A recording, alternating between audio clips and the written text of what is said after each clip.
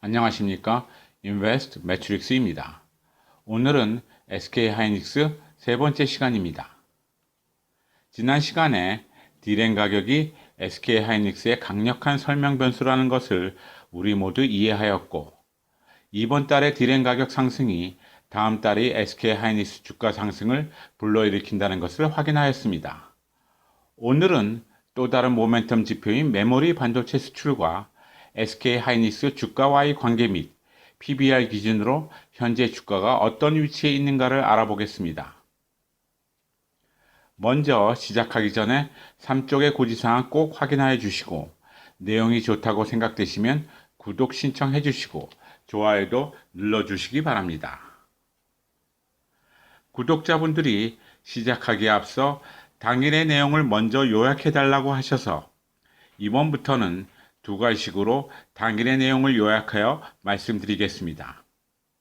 오늘의 내용, 첫째, 메모리 반도체 수출 증가율과 PBR은 디램 가격만큼 강력하지는 않지만 SK하이닉스 주가 움직임 예측에 좋은 설명 변수입니다.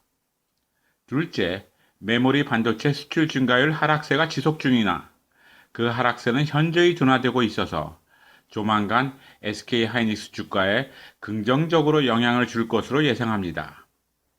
셋째, 현 수준 PBR은 과거 하위 20% 수준으로 주가 하락 리스크는 제한적일 것으로 추정되나 낮은 PBR 수준 그 자체가 주가 상승의 원동력은 아닙니다. 마지막으로 낮은 PBR 수준에서도 주가 상승을 위하여는 디램 가격의 상승과 같은 원동력이 필요합니다. 이상이 오늘의 주요 내용 요약인데 하나씩 차근차근 보도록 하겠습니다. 좌측의 그래프는 2006년 3월부터 2019년 8월까지 메모리 반도체 수출 증가율과 SK하이닉스 주가입니다. 그냥 눈으로 보기만 하여도 두 변수 간에 뭔가 관련이 있어 보이죠. 3개월 이동평균 기준 수출 증가율의 전월 대비 증가폭이 다음 달 주가에 어떻게 영향을 주었는가가 우측의 표에 나와 있습니다.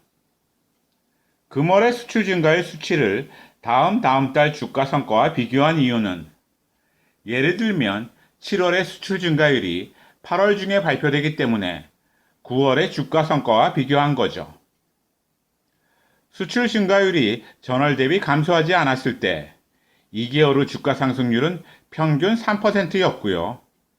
해당되는 월이 총 77번 있었는데 그중 50번 주가가 올라서 상승 확률은 65%였습니다. 수출 증가율이 전월 대비 감소했을 때 평균 주가 하락률은 0.4%에 그쳤습니다. 별로 안 떨어졌죠? 수출 증가율이 늘었을 때는 그 다음 달 주가가 확실하게 상승했는데 수출 증가율이 하락했을 때는 주가 하락폭이 상대적으로 작았죠.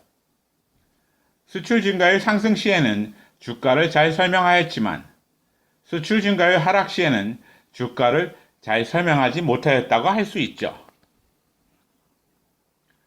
우측의 그래프는 X축에는 3개월 이동평균 기준 수출 증가율의 전월 대비 증가폭이 내림차순으로 정렬되어 있고요. Y축에는 그 다음 달 주가 성과의 누적 수익률이 그려져 있습니다. 이 그래프에 익숙하지 않으신 시청자분은 이쪽 무시하시고 다음 쪽으로 넘어가셔도 됩니다. 제 자료에서 여러 번 보신 그래프죠? 그래프가 위로 볼록한 형태의 포물선으로 그려져 있으니 수출 증가율의 전월 대비 증가폭이 2개월 후의 주가를 설명한다고 볼 수 있죠. 그러나 그래프의 모양이 좌측의 디램 가격을 기준으로 했을 때보다는 예쁜 모양이 아니죠. 수출 증가율이 전월 대비 감소한 구간에서 기울기도 완만하고 변동성도 큽니다. 수출 증가율이 전월 대비 큰 폭으로 감소한 그래프 가장 오른쪽에서 주가가 급등했던 모양새가 나타나기도 하고요. 그래서 모두에서 제가 수출 증가율이 좋은 설명 변수이긴 하나 디램 가격만큼은 설명력이 강력하지는 않다라고 말씀드린 겁니다. 7쪽의 그래프와 표를 보면 주가와 수출 증가율과 1, 2개월 차이로 선행, 후행, 엇갈린 모습을 보였는데요. 8월 수출 잠정치를 보면 7월 수출 증가율이 저점일 가능성이 굉장히 높습니다. 그렇다면 주가는 이미 저점을 형성하였거나 곧 저점에 이를 확률이 높습니다. 우측의 그래프는 최근 반도체 수출 증가율 동향입니다. 수출 증가율이 급격하게 떨어지다가 지난 5월부터 마이너스 30%대에서 횡보하면서 하락폭이 현저히 둔화되었습니다. 추세를 보면 적어도 더 이상은 떨어질 것으로 보이지 않습니다. 메모리 반도체 수출 관련 결론입니다. 과거 수출 증가율이 전월 대비 감소하지 않았을 때 주가는 월 3% 이상 상승하였고, 현재 메모리 반도체 수출 증가율 하락 추세는 지속 중이나 둔화폭은 현저히 줄고 있어서 조만간 더 이상 하락률이 커질 것으로 보이지 않습니다. 이는 주가 상승 요인입니다. 주가와 수출 증가율이 1, 2개월 시차를 두고 선행, 후행, 엇갈린 행보를 나타냈었는데 8월 수출 잠정치로 볼 때 7월이 수출 증가율 저점일 가능성이 높으며 이는 주가가 이미 저점을 통과하였거나 또는 저점이 임박했다는 것으로 해석 가능합니다. 10쪽의 우측의 그래프에서는 과거 PBR값 기준으로 어느 구간에서 움직였는가를 보여주고 있습니다. PBR값 각 범위별로 153개월 중 몇 달이 각 범위에 해당되는지 보여주고 있습니다. 1.25에서 2 사이에 3분의 2 이상이 몰려 있었습니다. 주가 8만원 기준으로 PBR 값은 1.2 수준이고요. 이는 100분율로 따지면 하위 19% 수준입니다. 과거 3번의 사이클에서 주가 저점이었을 때 PBR 수준은 각각 0.6, 1.4, 0.9였습니다. 0.6에서 1.4 사이 범위가 꽤 넓습니다. 그래서 PBR 기준으로 어느 수준이 저점이다 라고 말하는 게 쉽지 않습니다. 11쪽과 12쪽의 3개의 그래프는 과거 3번의 사이클에서 PBR 저점으로부터 앞뒤로 6개월 구간에서 PBR과 D램 가격을 그래프로 그려보았습니다. PBR과 D램 가격 모두 시작 시점을 100으로 환산하여 그렸습니다. 3개의 그래프에서 모두 볼 수 있는 것처럼 PBR 저점 근처에서 D램 가격이 반등하면서 PBR 값도 상승하였습니다. 이를 해석하여 보면 낮은 수준의 PBR 값은 주가 상승의 환경이 만들어졌다는 것을 의미할 뿐 그 자체가 주가 상승의 원동력 내지는 트리거는 아닙니다. 그래서 낮은 PBR 수준은 주가 하방 리스크가 작다는 것은 의미하지만 주가가 올라가기 위하여는 D램 가격 상승과 같은 원동력이 필요합니다. 주가 누적 수익률 그래프를 그려보았습니다.